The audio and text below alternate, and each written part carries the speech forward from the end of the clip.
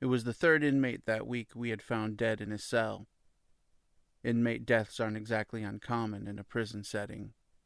Some guys realize that this is going to be their life, and they decide to end it. Some people run afoul of a criminal element, and they pay the price. Some people are just placed in a cell with the wrong person, and when they snap hard. Edward Wargrave appeared to be one of the former. He had cut himself from ear to ear and died with the most fulfilled look of joy on his face. His cellmate had woken up to discover him like this, face down on his bunk and cold as a block of ice. When we had rolled the doors open at 4:30 a.m. for breakfast, he had been sitting on the top bunk shaking as his roommate lay in a pool of congealing blood. I was currently standing in the cell with the inspection team, such as it was. There was Captain Darvin, my shift supervisor, the Inspector General, a beefy man named Hulk, and Assistant Warden Clive. Clive acted as the warden's representative in this matter, and his enthusiasm was a little creepy. Most assistant wardens would have hung back and taken a note, but Clive seemed to want to stay in close enough to smell the man's last meal. I saw Hulk move him out of the way several times so that he and the captain could get a better look at the body. It was Hulk's job to do a formal inspection of the scene, and the Weasley little man was clearly getting on his nerves. Clive was a new addition to the staff, and no one really seemed to like him. He was thin to the point of emaciation, a fact that was not helped by his height. The man was about 5 feet tall, and even that height was gained on tiptoe sometimes. He had a pinched face and an unfortunate nose that looked more concave than anything. He seemed to delight in any sort of suffering that he could find, and he already had a reputation with the inmates as someone best avoided. I yawned, already ready to be done with this. It was 4:45 a.m., and I already knew there would be another 3 hours of paperwork for something like this. I had been acting as Security 9, a position directly under the captain, for about 6 months now. It's not a bad gig, mostly a lot of paperwork and running around. In many ways, you are the captain's right hand, and you often act as his representative in matters. You are also responsible for ensuring that everything runs smoothly on the compound, which can sometimes be a little daunting. After several years of working as an officer, it wasn't too overwhelming a task, and I took to it quickly. The strange death didn't start happening until recently. 5 inmates in the last month and a half had been found dead in their cells. They all had committed suicide, cutting their throat from ear to ear before dying with the most profound look of happiness on their face I had ever seen. They were very different, and there was no real pattern to any of them. The first one had been a young guy, only there for about 6 months, while Wargrave was a lifer who had been incarcerated for the last 15 years. The other 3 had run the gambit somewhere in the middle, and there was no gang affiliation or demographic to connect any of them. The warden was keeping it all very hush-hush from the outside world, which was why we were investigating this. Keeping it inside the gate was our general MO 90% of the time, especially after the Captain Peterson incident. Hulk was talking to Wargrave's cellmate. The little man was beside himself, blubbering and talking very fast about how he had been asleep, and the officer had just seen him an hour ago snoring, so he couldn't have been the one to do this. The kid was all of 22 and doing a short sentence for battery. He did not want to get more time, or get hemmed up over some nonsense like his cellmate killing himself. As they loaded Wargrave onto the stretcher, his arm flopped out bonelessly.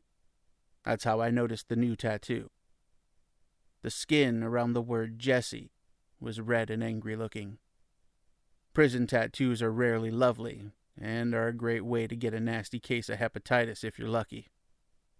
This one, however, was exceptionally inflamed looking.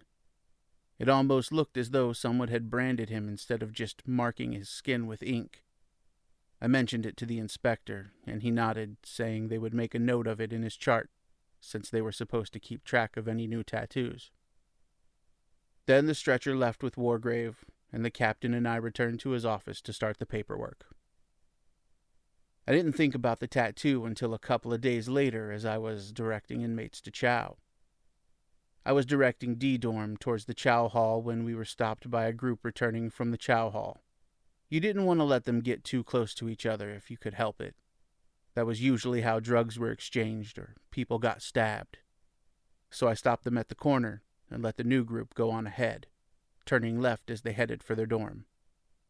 As I stood there, I noticed a familiar tattoo on the first man's arm and squinted at it. It was fresh. The arm was still inflamed looking, and his hand seemed to creep towards it as I looked at it. It had the same look that Wargrave's had. The ink possessed of an almost burnt look.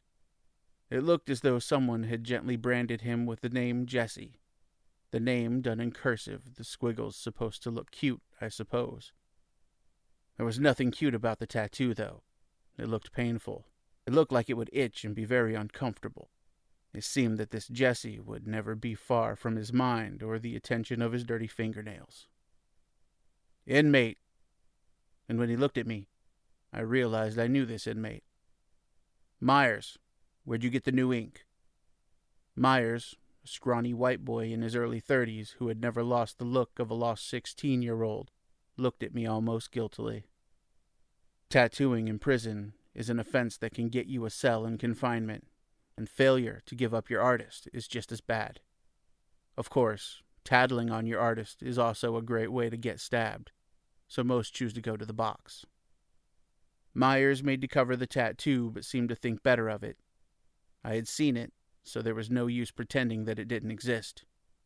He slumped a little and looked around shiftily before responding. "Just the name of my girl, Sarge." I gave him a mistrustful look. "It's not fresh ink, is it?" He shook his head dumbly, and the line began to move about that time. I let him go, not wanting to hold up chow over a tat, but I made a little note to check into him. 2 inmates with the same name tattooed on them was a little bit suspicious. At least that's what I thought at the time.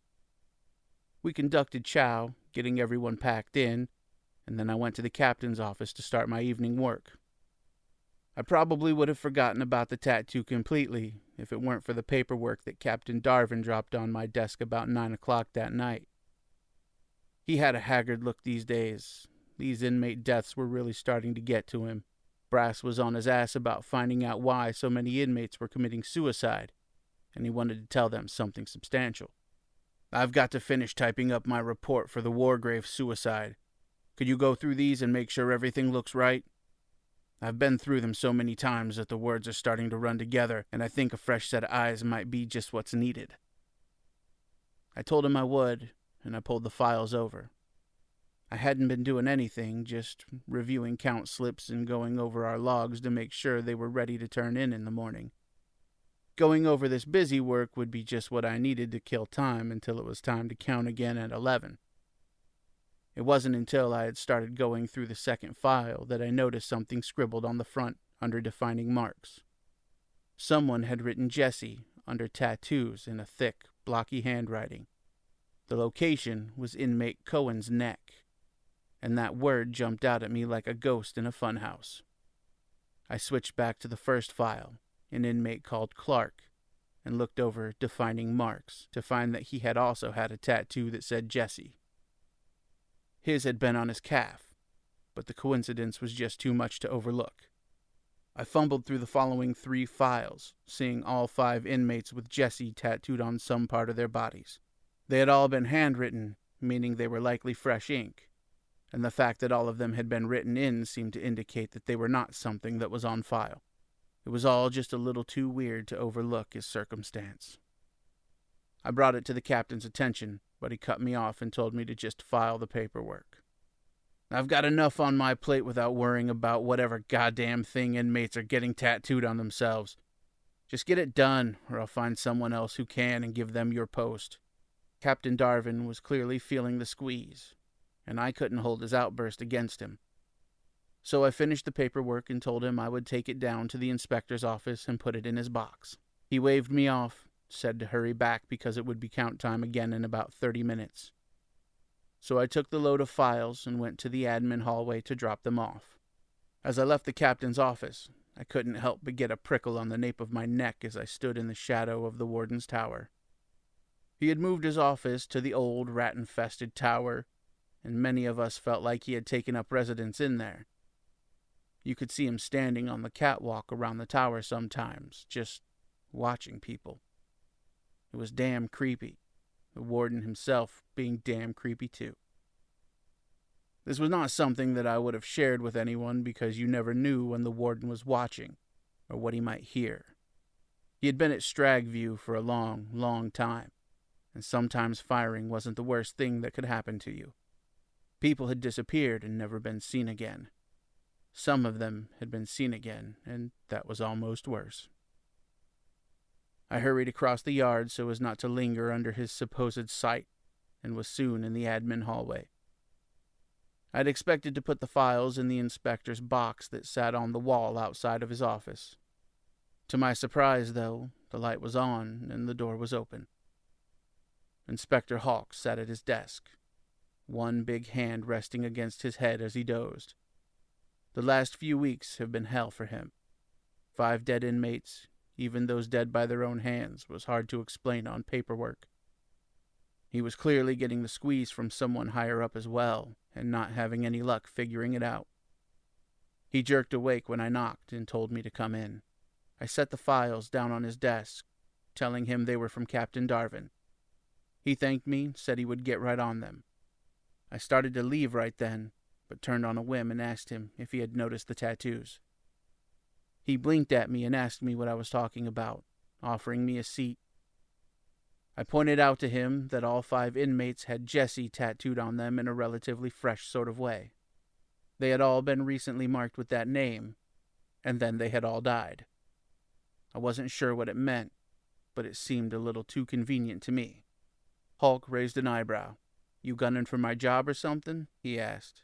I told him at the moment it didn't look like much fun, and he laughed, telling me to show him what I was talking about. I opened up the files and showed him the hastily scrawled tattoo descriptions on a few of them. He nodded and said that was weird, but not the weirdest thing he had ever seen.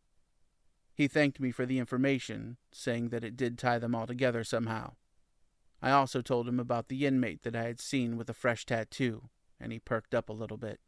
"Do you mind coming with me to see him? If he has the same tattoo, he might have information on this. If this isn't one big coincidence, that is." I told him I didn't mind, and we set off for D dorm to question inmate Myers. We came in through the side door, and I nodded at the guard in the booth. We approached the window and told her quietly that we were here to speak with inmate Myers. She pointed me to a bunk towards the back, and the other inmates parted as we approached. Like most open bay dorms, D dorm is set up like a bunkhouse. There are lots of bunk beds with foot lockers in front of them, and about 150 men sleep across 2 similar sides. Myers was set near the fire door towards the end of the bunkhouse, but his bed was empty when we arrived. I asked some of the others, and one of them told me that he had gone to the bathroom. He was acting weird, just suddenly got up and walked to the bathroom like someone in a dream. We beat feet to the bathroom and found Myers sitting on the toilet. He was fully clothed with his head down and his hands in his lap. I thought that he might be praying for a moment, but he was also dead quiet. He seemed to have taken no notice of us. "Myers," I said, "the inspector wants a word with you. You aren't in any trouble. He just wants to talk to you about some things." Myers didn't move. "Come on, Myers, don't make a scene. I told you you're not in trouble. The man just..." But that's when I put a hand on his shoulder, and I noticed how still he was. As if from my touch, he fell over. His head hit the tile wall of the bathroom stall, and that was when his throat began to bleed. We were suddenly in a pool of blood, and Myers was staring sightlessly at the opposite wall beneath the urinals. Captain Darvin was less than pleased to get a call about yet another inmate's suicide. He was even less pleased to discover Inspector Hulk and I were already there. "I told you not to go sticking your nose into this," Darvin whispered roughly to me as we stood outside the dorm. I told you just to deliver the files and leave this alone. If you can't follow orders, don't chastise your officers for showing some initiative, Hawk rumbled, walking out of the dorm and glowering at Darvin. If he hadn't mentioned it, I would have never put the two together. He deserves accommodation, not a dressing down. Captain Darvin looked put out about being spoken to in such a way, but he grunted and stalked away from Hawk and I as we stood out in front of the dorm and talked about what would come next. Fortunately, the answer seemed to find us. As we stood making plans outside the dorm, someone tapped on the window and looked out at the two of us. It was an inmate, someone I recognized. Sullivan held up an angry red tattoo on his arm as we stared back at him. Like Myers, the tattoo looked more like a burn than fresh ink. Sullivan's eyes told me all I needed to know, and I could see that Hawk had come to the same conclusion. The man was scared and willing to break the code of silence to make the fear go away. We took Sullivan down to the inspector's office and told him to tell us what he knew. He was hesitant at first. They always are, but when their own safety is at stake, they'll usually spill their guts. I was asleep 3 nights ago when my dream was interrupted by this girl. A girl? I asked skeptically. In here. Not precisely. I was having a dream I've had before, time I robbed the bank that landed me in here. In real life, it all went south real bad. In the dream, it was going even worse. The cops had machine guns and rocket launchers, and they was blowing us up. Really just making a mess of it. And I was hunkered down behind the teller's desk, clutching my automatic pistol and just praying to God to make it all go away. And I look up, and there's this girl standing in front of me. She says, if I want to make it all go away, she could help. She said she can make everything better, and all I have to do is take her hand. I'm guessing she wasn't there on the day in question, Hawk asked. If she had, then I guess I wouldn't be doing 25 to life, Sullivan said. You jokers want to hear the rest of the story, or you want to keep interrupting me? We both nodded for him to continue, and he went on. So I took her hand. Why not? After all, it was just a dream, but I felt like my whole arm was on fire. The flames seemed to creep over my forearm, and I tried to pull away from her. But her grip was like iron, and she just held me there. Her smile got wider and wider. And she turned my arm over so I could see the name printed there. The name Jessie looked like it had been branded into me, and she said that I belonged to her now. She also said she'd be back for what was hers later. Then what happened? I asked. I woke up and saw that her name was on me. That's when I realized it might have been a little more than a dream. That's when Myers approached me, showing me his own markings. He said that Jessie had come to him in a dream as well, saying that she would help him escape his current situation. There were quite a few of them, 8 or maybe 9, but now I think there might be only a couple of us. I asked him for the names of the ones that were left, but he refused to tell. You know what happens to snitches in here? They'll have to come forward on their own, but I need your help now. After Myers, I was the first one to get my brand. Everyone before Myers is dead now, and I'm afraid I'm going to be next. I need help, and I'll gladly say whatever you need me to so that this Jessie doesn't get to me. Hulk signed the order, and we put him under surveillance. We had him in an isolation cell in medical, telling them that he was the witness to the murders that had been happening on the compound. Hawk put me on duty the first night, watching him and sitting with him, but nothing happened that first night. I watched him the night after that, and the night after that. I came in on my days off to sit with him, and on the 5th day something finally happened. I was drowsing. 5 days of 12-hour shifts will do that to you. And I had already decided that tomorrow I would let someone else take this for a night or two. It was about 2 a.m. when my chair threatened to spill me over, and I realized I had been sleeping. I looked up into the small room where we kept him and saw that Sullivan wasn't alone there. Someone was standing over him, and as they stroked his thinning hair, he shuddered in his sleep. I was speechless for a few moments, unsure of what to do. The woman was tall and thin to the point of gauntness. Her long silver hair hung down in front of Sullivan's face, and as it touched him, he shuddered visibly. Then she bent down and pressed her lips to his ear, whispering to him and telling him something he didn't seem to want to hear. His eyes snapped open, and the pupils had become black and staring like a doll's eyes. I was up then, banging on the glass and asking her just what the hell she thought she was doing in there. She smiled at me, and her lips pulled back in a feral grin that made my testicles pull up into my chest. It was a decidedly cannibalistic sort of grin, the sort of grin that hinted she might come for me once she had finished with him. Sullivan had gotten to his feet, looking around the little room as if trying to figure out what to do. There were no weapons here, no bunks to hang yourself from, no ledges to jump from, but he seemed to have found something nonetheless. He lowered his head and began to run at the wall, intent on breaking his neck. I stepped up to the door, pushing the key in the lock, trying to make it open. The key stopped halfway around, not wanting to connect and open the door. I bent over the key, trying to make my weight force it open, but the more I pushed, the more the key groaned and threatened to break. I began to panic, not knowing what to do. They would never believe that some ghost woman had broken in and killed Sullivan. They would think that he had decided to kill himself, and I had simply sat there and watched it happen. Then a pair of strong hands circled mine, taking the key and pushing me aside. I looked up and realized that it was the warden. He was smiling down at me with that slightly serpentine face of his, and as he pushed me against the wall ever so gently, he told me not to move and just to stand. Then he proceeded into the isolation cell, and I was treated to the sound of Sullivan nearly cracking his skull on the wall as he ran a second time. The woman, I suppose she was Jessie, looked up at him with something like terror mixed with curiosity. I couldn't see what lay in the warden's eyes since he had his back to me, but she began to back away as he forced her into a corner.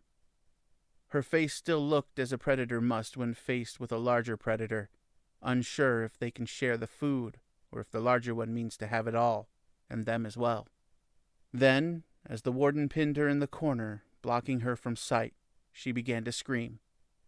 I placed my hands on either side of my head as I tried to muffle that piercing sound.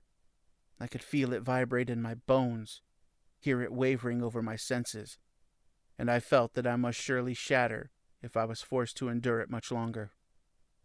I slid to the ground, surprised not to feel blood running through my fingers, and put my head between my knees as I prayed for it to end. It seemed my prayers were answered, because the screaming abruptly ended. I looked up to see the warden towering over me, Sullivan laying on the floor as his head bled and his neck bruised. The warden just smiled, and I became afraid that he would silence me as easily as he had Jessie. I would suggest that you call medical ASAP. It would appear that inmate Sullivan has had a psychotic break and will need some medical attention. I won't tell anyone about your nap on the floor, so long as you don't mention anything about Mr. Sullivan's nighttime visitor. Agreed? I nodded dumbly, and he patted my head, his strangely scaly fingers rasping over my hair. He started walking away, but then stopped suddenly and left me with one more thing to ponder before returning to his tower. Please tell Inspector Hawk that the situation we spoke of earlier has been taken care of. If there's one thing I can't stand in this world, it's a fucking poacher. Then he left, and I was forced to call medical and get Sullivan some help. Sullivan had nearly cracked his skull, and his neck was badly bruised where he had wrenched it against the wall. He would spend the next few weeks in medical, to be sure, and Hawk sent me home to get some rest. When I told him what the warden had said, privately of course, he went a little pale and just nodded. He said he didn't want any details. He didn't want to know what had happened at all, and just told me to get some sleep. Laying here awake, however, trying to forget what I saw is a little harder than expected. I watched the warden, a man who signs my checks and commands the respect of nearly every warm body on the compound, kill what I suspect was a restless spirit. The more I try to puzzle it out, however, the more questions I seem to discover. The longer I lay here and try to make sense of it all, the more I wonder what will happen to those men marked by Jesse who still exist on the compound. The longer I think about it, the more I think it might be time to take that vacation I've been putting off.